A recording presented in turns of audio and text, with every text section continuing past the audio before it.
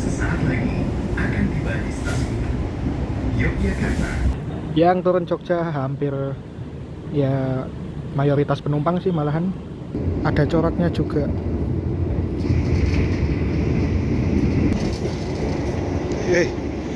Kok meja lipatnya bisa lari ke sono?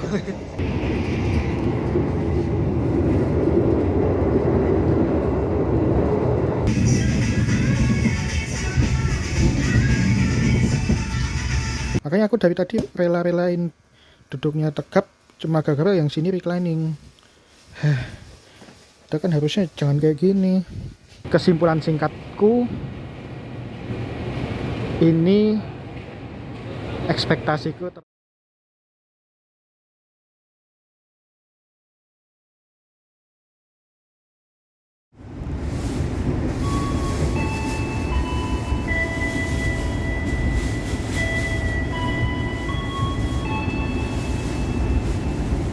Pelanggan yang kami hormati, sesaat lagi akan tiba di stasiun Yogyakarta. Bagi Anda yang akan mengakhiri perjalanan di stasiun Yogyakarta, persiapkan diri Anda, periksa dan teliti kembali barang bawaan Anda. Untuk keselamatan Anda, dilarang membuka pintu kereta sebelum kereta api berhenti dengan sempurna. Terima kasih atas kepercayaan Anda pada PT Kereta Api Indonesia. Sampai jumpa di perjalanan berikutnya. Dear passengers, in a few moments, we'll arrive at Yogyakarta Station. If you end your trip at Yogyakarta Station, please prepare yourself and check your belongings. For your own safety, it is forbidden to open the train's door before the train completely stops. Thank you for choosing PT Kereta Api Indonesia. See you on the next trip.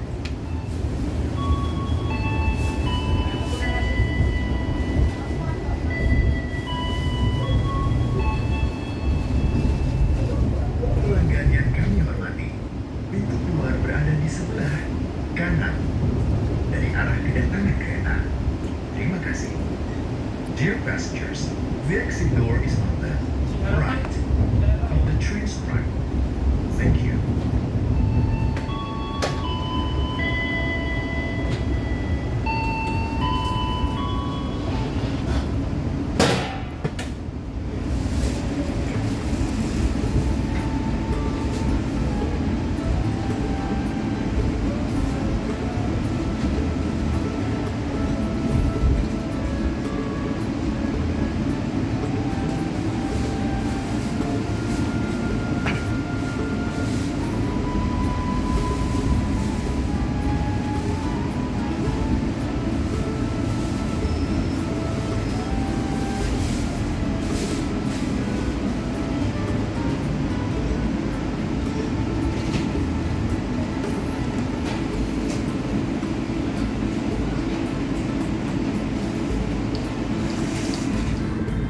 Pukul 2:47 kita tiba di stasiun Yogyakarta.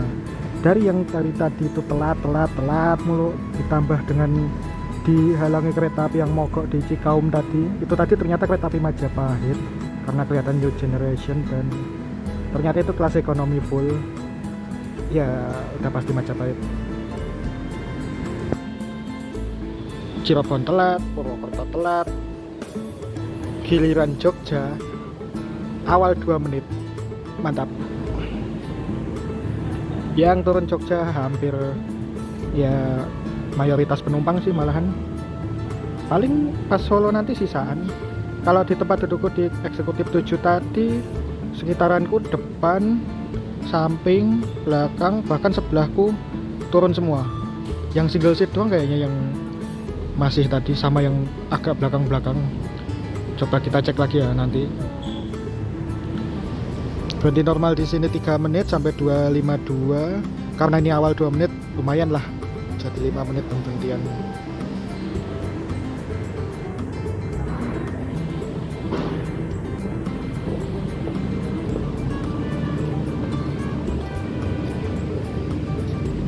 Mungkin satu lagi keluhan yang aku agak sayangkan adalah tulisan eksekutifnya ini terhalangi oleh pintu. Ini kalaupun kereta apinya Argo Lawu semuanya full eksekutif, paling satu kelas lainnya lagi tuh luxury, itu masih kelihatan bedanya dari liverynya. Tapi kalau yang kayak gini terus ada kelas ekonominya, susah sih lihat yang mana yang eksekutif, yang mana yang ekonomi. Kadang kan orang juga nggak terlalu kenal dengan liverynya, makanya tulisan eksekutif atau ekonomi itu harus kelihatan jelas. Ya kalau kehalang pintu kayak gini, percuma juga, nggak bisa bikin ngerti calon penumpang. Ditambah toiletnya juga, jendelanya kehalang pintu. Itu kalau ada jendela yang bisa toilet right, tapi yang toilet yang tadi sih aku nggak bisa buka ya jendelanya. Persiapan jalur nomor 3 kereta api Argo Laut tujuan Solo Asia Tenggara.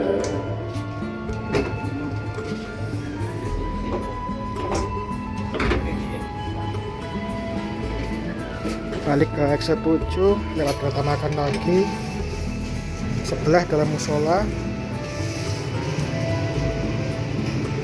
ada sandal juga buat wudhu. Ini pakai tirai ya.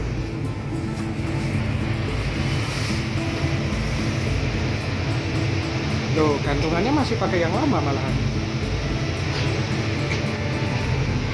Tapi secara interior ini sama sih, mengikuti tone warnanya kereta makan keseluruhan. Muat paling cuma buat satu orang doang kalau posisinya miring gini. Ini bahkan nggak bisa menghadap ke sana atau ke sana, bisanya miring. Mungkin agak disayangkan posisi sholatnya nggak bisa searah perjalanan atau berlawanan arah perjalanan, cuma bisa miring ini atau ke samping. Cuman ya kalau di perjalanan kiblat mah kemana aja bisa. Improvementnya ada rak di sini. Ini gantinya rak yang posisinya dulu itu ada di atas ya, yang bareng sama cermin. Cerminnya itu sebagai di posisinya tutup raknya. Raknya model yang kayak lemari ada pintunya gitu loh. Nah, yang pintunya itu dikasih cermin. Kalau yang dulu, yang sekarang cerminnya ke dinding, nempel dinding. Gantungannya bisa. Oh, ini pengecekan dokumen pengecekan berkala. Gantungannya bisa, cerminnya kayak gini. Bisa juga. Raknya rak kecil yang ditaruh di bawah sini. Biasanya ada mukena, alat sholat gitu-gitu.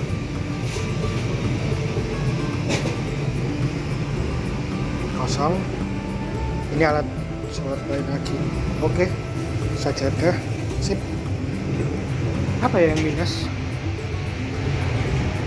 Ukurannya doang sih kalau menurutku. Ukuran ininya, ukuran musolanya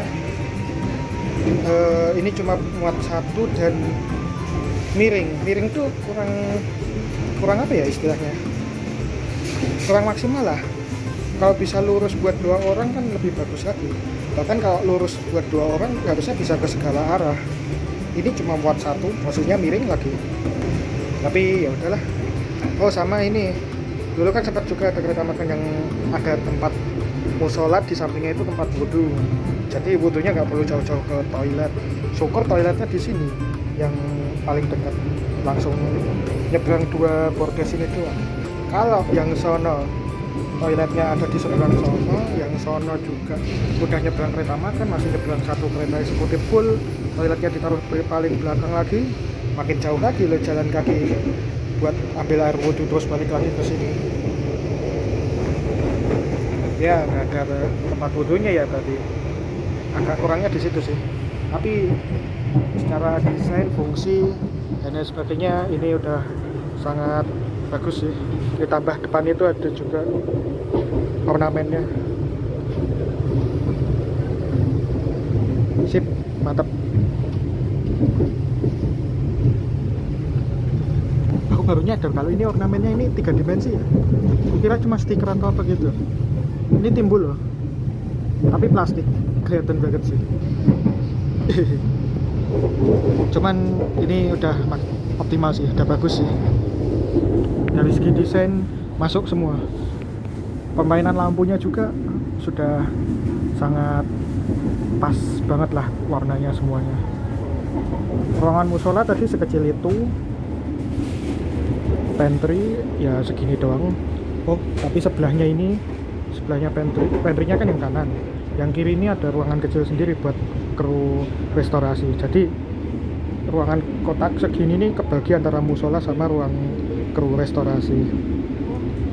Nah kalau pantrynya restorasi di sini, sisanya ya gitu. Ditambah ini juga udah jam-jam penutupan, kurang dari 1 jam terakhir perjalanan, jadi udah nggak jualan lagi. Jadi Railfood udah nggak melayani lagi kalau udah jam segini, udah kurang dari 1 jam perjalanan terakhir.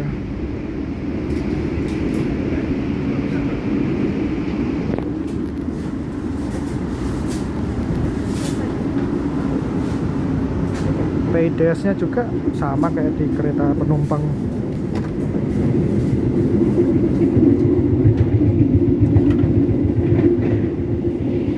Kabin udah dinyalain lampunya ternyata.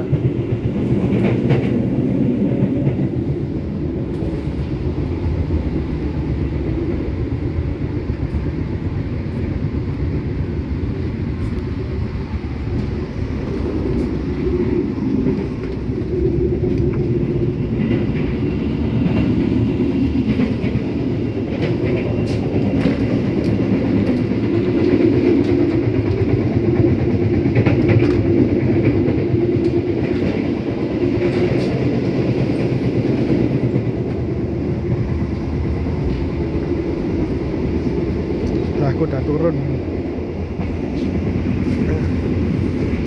Oh, yang single seat si bapak juga udah turun. Oke. Habis ini kita review kondisi tempat duduk. Untuk bangku modelnya ya seperti ini, teman-teman bisa lihat sendiri. Ya layaknya kelas eksekutif pada umumnya, bangkunya seperti ini juga. Yang beda dari kursi yang lama adalah selain warnanya yang ini biru agak gelap gini ya. Pertama, telinganya ini, kupingnya jok ini lebih gede, lebih panjang lagi. Jadi ini kalau buat nopang kepala lumayan berfungsi. Kepala kita nggak bisa lari keluar jalur gitulah. Ini lebih gede lah kupingnya.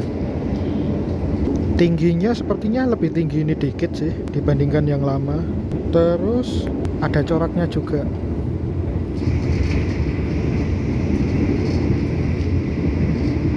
Motif kayak bunga gitu.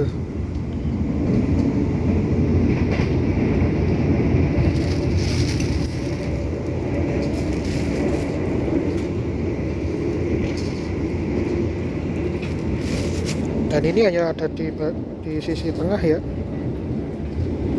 nggak ada yang di sisi pinggir, adanya tengah semua. Dan di bagian belakang juga paling cuma segini, sampai garis ini doang. Kalau udah garis ini bawahnya polos. Ini yang double seat ini tengahnya dibatasi oleh armrest yang bisa diangkat, dinaik turunkan kayak gini ya, sewajarnya eksekutif pada umumnya. Joknya seperti ini juga untuk bagian bawah. Kemudian ada tombol reclining, bentukannya tombol untuk merebahkan sandaran.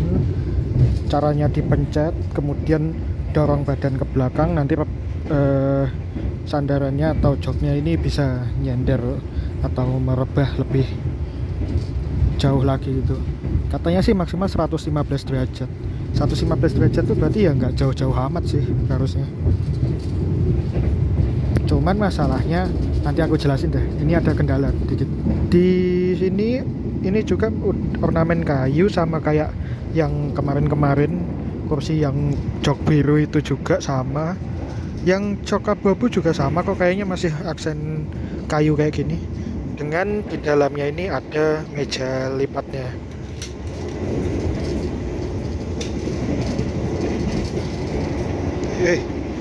Kok meja lipatnya bisa lari ke sono?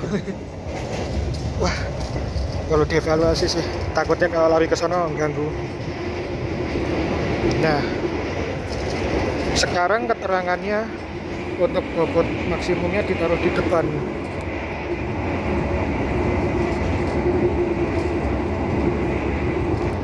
Meja ini maksimum untuk barang berbobot 3 kg saja, nggak boleh lebih.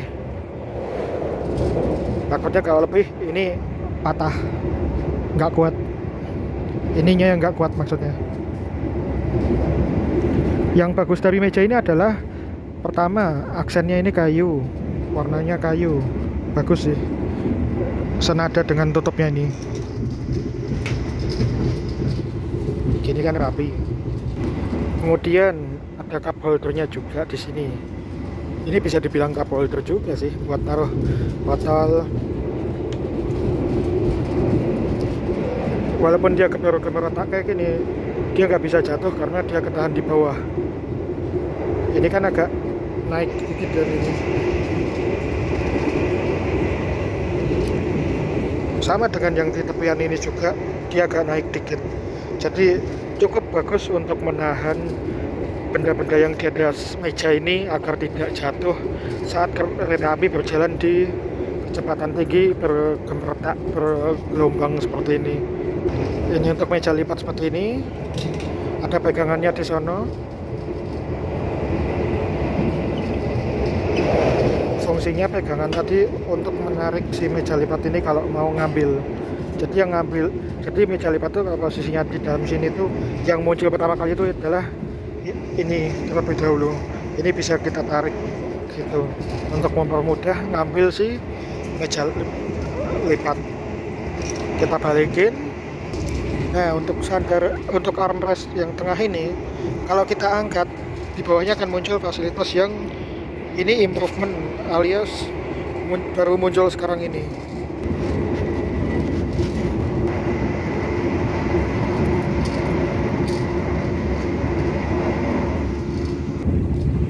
Bentar. Ini depan ini kan ada keterangannya, tulisannya USB. Pas dibuka, oh, yang atas adalah Type A, yang bawah adalah Type C. Ternyata kotak yang bawah itu lightning warna biru, yang kotak bawah itu ternyata permainan lampu doang. Kukira ukuran slotnya segitu, masa Type C segitu. Oke, mantap sih. Dan ini ada dua, atas sama bawah, jadi tempat duduk kiri dan kanan nggak rebutan. Kalau di ekonomi new generation, ekonomi stainless steel maksudnya, kalau ekonomi new generation nggak ada, yang modifikasi itu nggak ada. Tapi kalau ekonomi stainless steel new generation kabarnya ada juga di tengah sini, cuman satu, alias harus berbagi atau saling ngalah siapa duluan yang lebih butuh, seperti itu. Oke, ini bisa diturunin.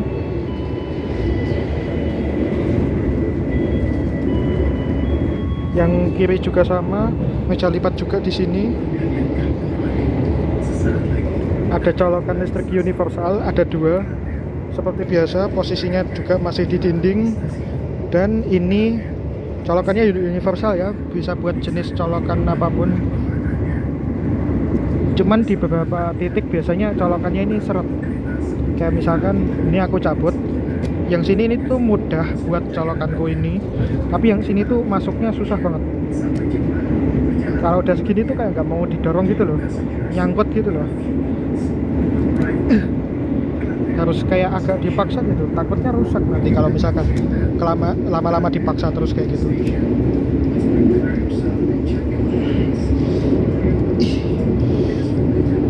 Takutnya kalau nggak yang rusak stop kontaknya, ya colokanku yang patah.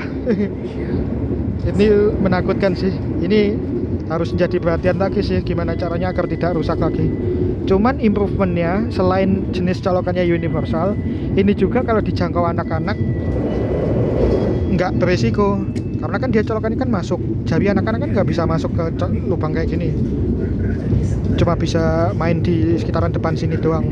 Walaupun sedikit berbahaya, cuman ini masih aman sih, nggak sampai bikin nyetrum gitu. Kalau anak-anak sampai nggak sengaja jarinya nyemplung di sini gitu katakanlah. Kalau yang sini tadi gampang sih masuknya. Kok jadi susah? rata-rata susah ya masuknya. Kalau udah susah satunya juga ikut susah. Di depan ada kantong untuk naruh barang. Ukurannya juga masih standar yang dulu.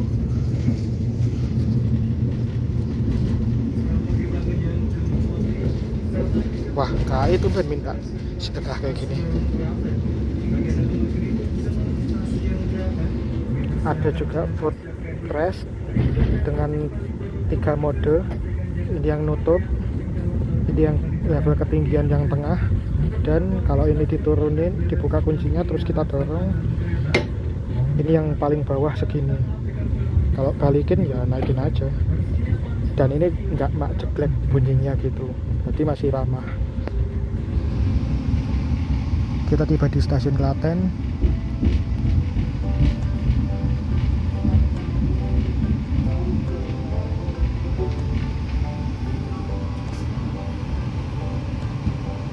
Jam 3:12. Gokil ya Argo Lawu, Argo Dwi Panggato.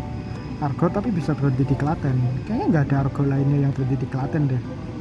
Ya memang okupansi Klaten itu bagus untuk ke arah Jakarta, makanya Argo pun disikat. Tapi cuma Argo ini doang yang berani berhenti di sini. Kalau Argo yang dari timuran gitu-gitu, Semeru, Wilis gitu-gitu, enggak sih. Okupansinya enggak nyampe segitunya. Apalagi harga tiketnya juga kan parsialnya mentok Jogja doang. Kalau udah Klaten, walaupun cuma nambah berapa kilo doang, harga tiket setara full trip. Dari setengahnya jadi full trip kan harga tiketnya kan jomplang jauh banget. Kalau Solo kan ya untuk dijangkau orang Klaten harga tiketnya masih oke. Gitu. Gak ada yang turun. Penyeberangannya kan cuma di tengah ini. Nggak ada penumpang yang turun sama sekali. Oke, aku lanjutin untuk fasilitas. Di atas ada gantungan.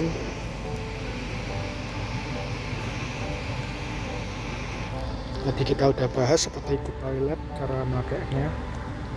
Tekan dulu di bagian bawah terus tarik atasnya biar kebuka, baru cantelin barangnya. Ini untuk jendela bening, tirainya juga masih model yang sama, bahkan ini lebih slow lagi untuk pergerakan tirainya. Tapi aku lupa sih tadi nggak ngecek pas di perjalanan apakah si tirai ini mengganggu, dalam artian bunyinya bagus sih. Ini bunyinya lebih keredam daripada dulu yang tek itu sangat mengganggu kalau yang dulu tuh. Kalau yang ini nggak terlalu kencang, bagus sih. Improvementnya lumayan, walaupun masih sedikit lagi gitulah mungkin aku bilangnya. Dan ini naik kayak gininya juga pelan-pelan, bagus sih. Nah, yang hilang adalah dulu itu di sini ada meja kecil buat naruh minuman, botol, gelas gitu-gitu. Sekarang fungsinya digantikan oleh latakan yang berada di depan jendela. Ini kan luas banget ya, segini. Itu bisa buat naruh gelas, botol kayak gitu. Dan ini sepanjang sini lebih dari cukup lah. Ditambah di sini juga ada pembatasnya juga biar ini tidak loncat. Kalau misalkan keretanya bergembrota atau loncat-loncat gitu kan, karang-karang yang di atas sini nggak jatuh gitu. Yang bagus adalah di jendela ujung ini maksudnya, walaupun itu jendela darurat, ada ya modelnya masih kayak yang dulu, jendelanya dari kotak gitu, ada ukuran yang kecil di atas sama ukuran yang sedengan di bawah gitu. Tapi ini jendelanya bening, sini sama baris belakang itu pokoknya yang ujung-ujung itu jendela darurat semua, tapi kacanya bening. Sekarang duduk di baris ujung sudah tidak gambling lagi apakah lebih mementingkan single seat atau mementingkan jendela gitu-gitulah. Sudah tidak taruhan lagi soal kayak gitu. Bener-bener single seat tuh memanjakan banget. Baris ujung tuh sudah lumayan memanjakan banget lah, dapat jendela yang bening itu udah bagus sih, improvement yang bagus banget. Apalagi kaum introvert, paling belakang itu udah paling enak ditambah single seat. Menang banyak ya. Untuk penunjuk nomor tempat duduknya sekarang menggunakan apa itu namanya, lampu warna biru dan kuning kayak gini.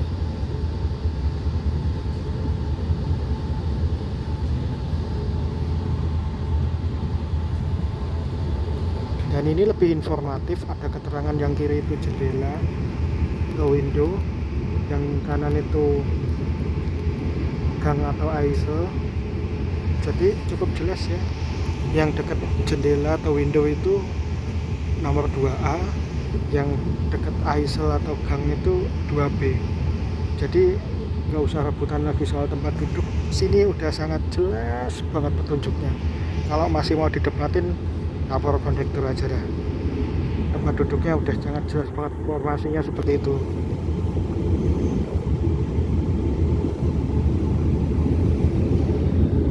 Cuman minusnya kalau itu mau difoto nggak bisa sih, HP lu kalah sih sama cahayanya di situ, pasti pecah.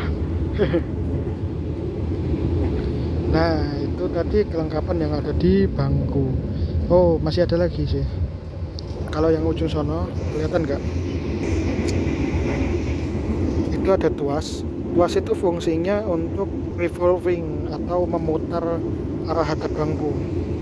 Jadi kalau ini kan hadapnya ke sana, bangku ini bisa diputar ke sini untuk menghadap ke sana. Bangku depan ini juga bisa dihadapkan ke sini dengan diputar ke arah kiri.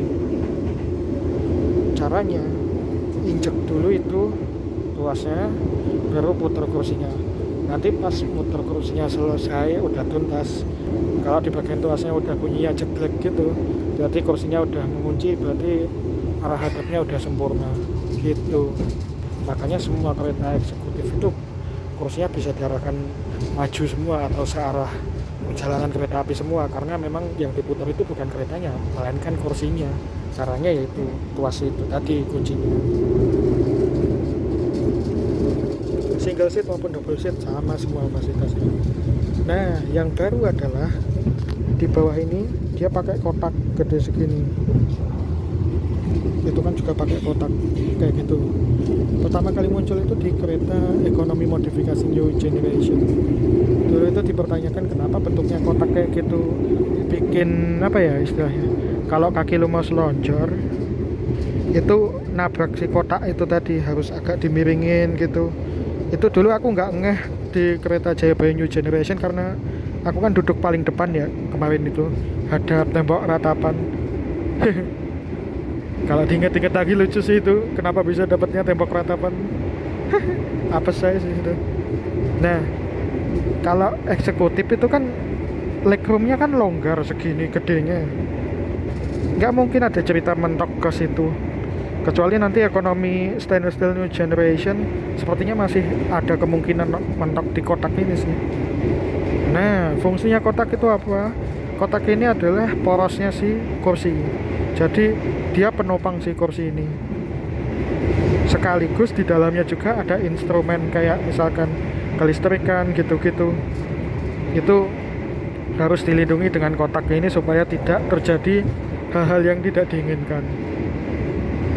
Jalur kelistrikannya, kalau teman-teman perhatiin di kiri itu ada kayak selang,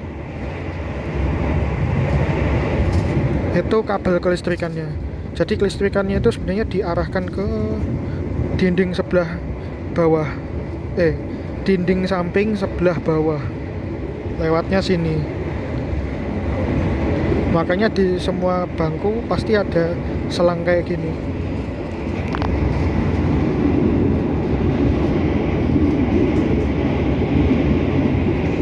karena itu jalur kelistrikannya. Kelistrikannya nggak bisa masuk ke bawah karena bawah ini udah paten, udah nggak ada ruang lagi. Yang bisa dimanfaatkan ruang itu kayak gitu tadi.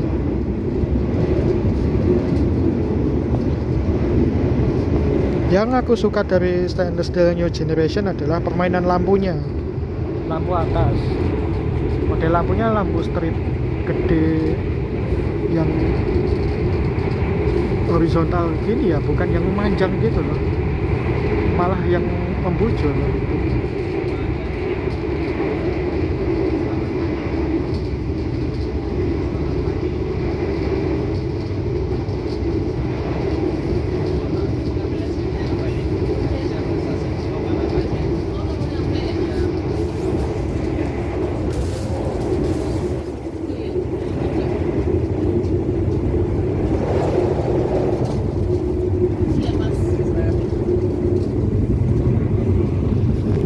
Kemudian ada permainan lampu yang bagian bawah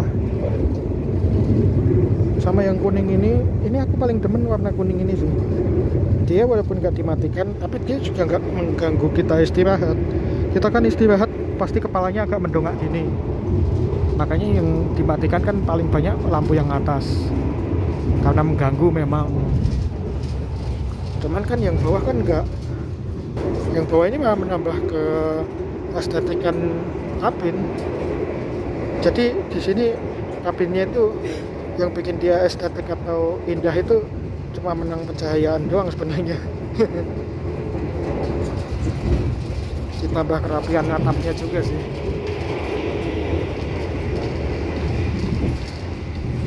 Kan unik juga kalau lihat lampunya itu kan, kenapa dibuat bergaris-garis dari kiri ke kanan, bukan memanjang dari depan ke belakang gitu kan. Ditambah yang sebelah sini juga ada lampunya.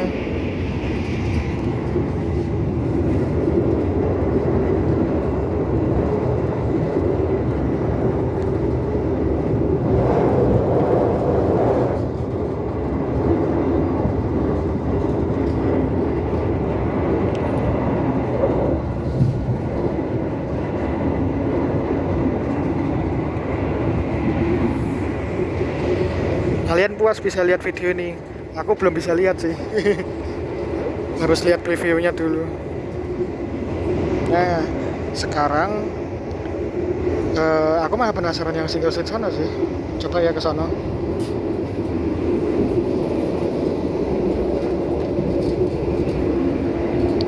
Oh ini di sini untuk colokan USB-nya.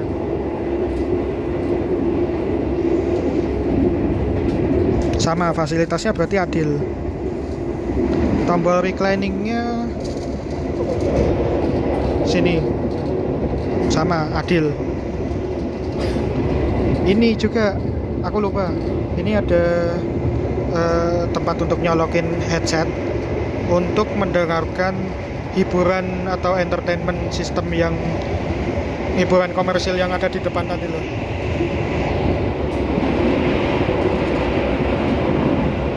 Nah, ternyata di bangku kita juga ada, letaknya di samping.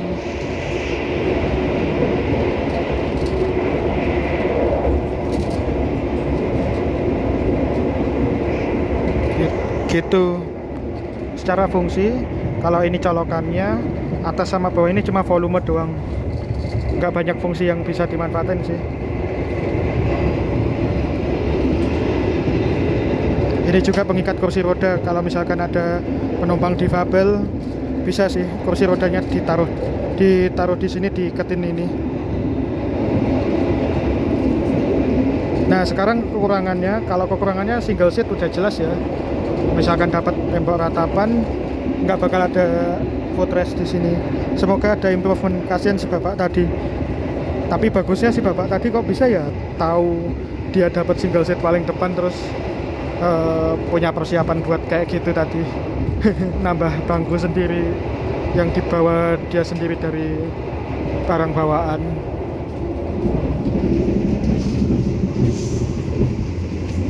Terus tadi yang minus lagi itu adalah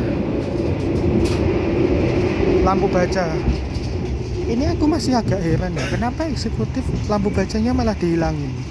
kita mungkin tidak semuanya posisi tidur pada saat mode malam. Kayak aku tadi mau makan, ada orang lain nonton, mau bekerja bentar pakai laptop gitu-gitu. Kalau nggak ada lampu atau lampu malam, kalau nggak ada lampu baca, terus kita semuanya digelap-gelapin gitu, semuanya dipaksa tidur gitu. Ya memang bagus sih mode malam itu, cuman seenggaknya beberapa penumpang yang punya pilihan aktivitas lain, atau misalkan penumpang yang nggak mau tidur karena takut ketiduran, terus nyari aktivitas lain supaya dia bisa mengerjakan kegiatan lainnya, atau supaya dia tidak kelebihan relasi gitu-gitu. Untuk tetap terjaga melakukan aktivitas lain, sebaiknya ada lampu baca ditaruh di sini untuk penerangan. Tapi ini malah dihilangin di eksekutif. Sebuah pertanyaan besar. Tapi memang lampu baca yang ditaruh di atas ini tuh ada kekurangannya sih. Dia bukan lampu baca juga sih sebenarnya, lebih ke lampu penerangan gitu. Soalnya ketika di sini dinyalain, cepat nyebar ke semua tempat duduk di sekitar sini. Rasanya tidak memusat ke tempat duduk kita gitu. Kurang memusat ke tempat duduk kita gitu. Dia bukan kayak senter yang nyorot, tapi dia seperti lampu yang menyebar. Itu memang kekurangan dari lampu baca yang ada di premium 2017 sama eksekutif yang new image dan stainless steel. Harus dibenahi lagi sih itu. Kalau itu udah bisa dibenahi, harusnya bisa dimunculin lagi di eksekutif yang terbaru gitu.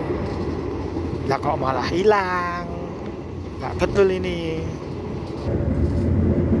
Minus satu lagi adalah soal merebahnya. Belakangku ini memang agak ngeselin ya, dia memutar kursinya ke arah hadap sono, jadi kursinya itu di sono saling berhadapan.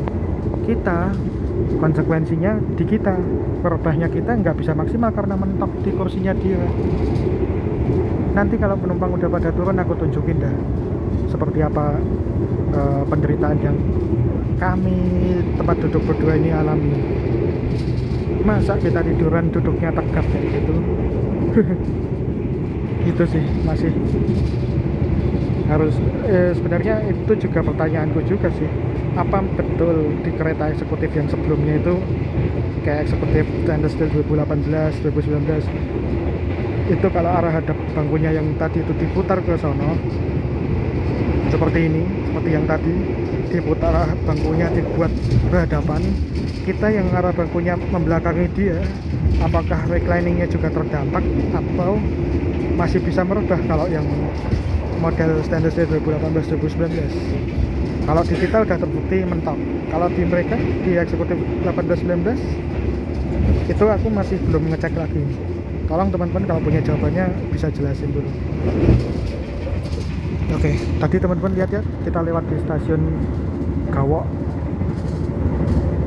331, estimasi tiba 3.40.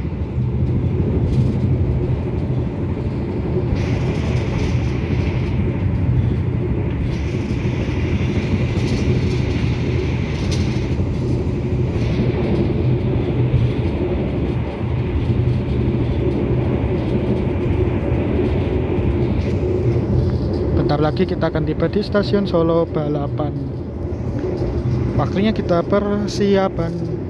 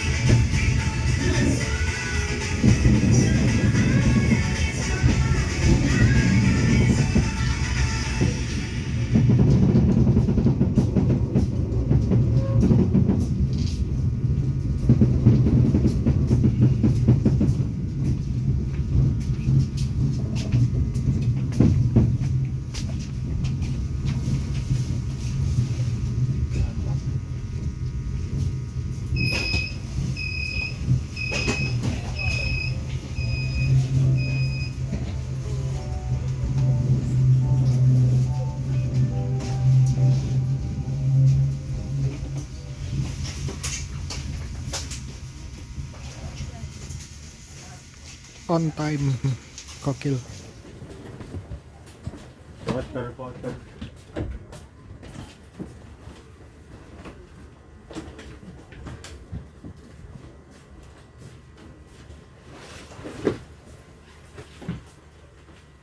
Oke, aku mau balik bahas soal bangku yang berhadapan ini.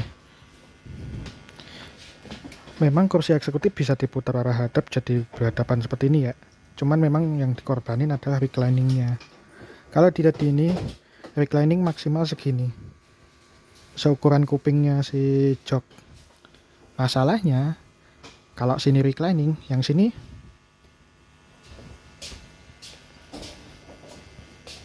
space-nya aja sampai sisa cuma segini doang loh. Kalau dua-duanya reclining nggak bisa, harus salah satu doang. Itu yang dari tadi disayangin. Makanya aku dari tadi rela-relain duduknya tegap cuma gara-gara yang sini reclining. Kita kan harusnya jangan kayak gini. Kalau berhadapan ya gitu konsekuensinya, saling mentok.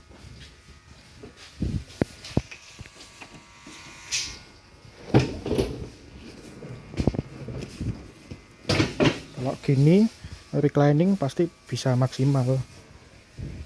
Kalau tadi mentok harus ngalah salah satu. Yo mantap, tiba di Solo Balapan tepat waktu banget. Tapi tadi di Manahan 0335, padahal itu jadwalnya 0335 itu harusnya baru masuk Purwosari. Berarti 5 menit dari Manahan ke sini 5 menit dari Purwosari ke sini tuh nggak cukup, kurang sih. Estimasi waktunya harus diperbaiki lagi sih. Tapi overall ini bisa datang on time di stasiun Solo Balapan itu udah mantap. Secara reviewku, aku belum puas sih sebenarnya. Masih banyak hal yang pengen aku cari lebih dalam lagi, info soal kereta ini, review lebih dalam lagi gitu. Cuman beberapa hal yang aku soroti di kereta api Executive New Generation-nya si Argo Lawu ini, kesimpulan singkatku, ini ekspektasiku terlalu tinggi. Ya 100% ekspektasiku terlalu tinggi, karena itu tadi banyak minus yang YouTuber atau reviewer lain itu nggak sebutin sama sekali di video mereka, dan aku yang nemu. Karena tadi contohnya, kalau bangku dibuat berhadapan, kita yang membelakangi bangku yang berhadapan tadi nggak bisa reclining maksimal. Itu pertama, itu paling kerasa banget karena nggak bisa buat tidur kan kalau posisi kursi tegap. Terus masih dengan keluhan-keluhan lama seperti baris paling depan itu nggak dapat footrest gitu-gitu, itu ya terulang terus. Yang paling parah lagi adalah lampu baca nggak ada. Itu kalau kita pakai buat makan, buat kerja, harusnya kan bisa, cuman ya udahlah. Harapanku semoga yang generasi berikutnya ada improvement lah. Itu aku masih agak kecewa dan ekspektasiku jauh terlalu tinggi sih untuk kereta eksekutif New Generation yang Argo Lawu. Sayangnya Solo sama Jogja ini sebagai bahan percobaan mulu. Jadi itu nanti kayaknya juga bakal seperti itu terus ke depannya, nggak akan ada perbaikan. Kalau enggak PA 24 atau 48, kalau enggak PA ya nggak bakal diperbaiki. Masa nunggu recall? Orang itu aja hitungannya minor-minor juga buat diperbaiki. Cuman memang mengurangi kesempurnaan fasilitas yang ada di kereta eksekutif New Generation 2023. Sayang ya, kita dapat kereta percobaan istilahnya, bukan yang versi paling sempurnanya dari kereta baru. Oh ya udahlah, sambil jalan gitu dong dari keretanya ke sini, bisa ya bahas simpulan sepanjang itu. Oke, waktunya kita keluar. Dan ya gitulah tadi, enggak, gitulah tadi yang aku alami sepanjang perjalanan tadi. Pengen sih ada perbaikan, tapi nggak tahu, nggak bisa diharapkan banyak kalau yang kayak gitu tadi. Udah, nggak Pak, dijemput Pak. Nah, terima kasih yang udah nonton videoku sampai selesai. Semoga teman-teman semua dapat catatan penting dari sarana kereta eksekutif new generation-nya si Argo Lawu dan kereta api lainnya yang menggunakan sarana terbaru. Catatan penting yang sangat penting untuk teman-teman perhatikan supaya tidak kecewa atau zong berat. Tapi lain waktu sepertinya aku akan coba lagi nyari pengalaman beda, soalnya masih ada beberapa hal yang sebenarnya aku agak penasaran juga, tapi karena waktu dan juga kesempatannya kurang untuk dicoba tadi, kayaknya harus diulangi lagi sih, remedial lagi sih. Oke.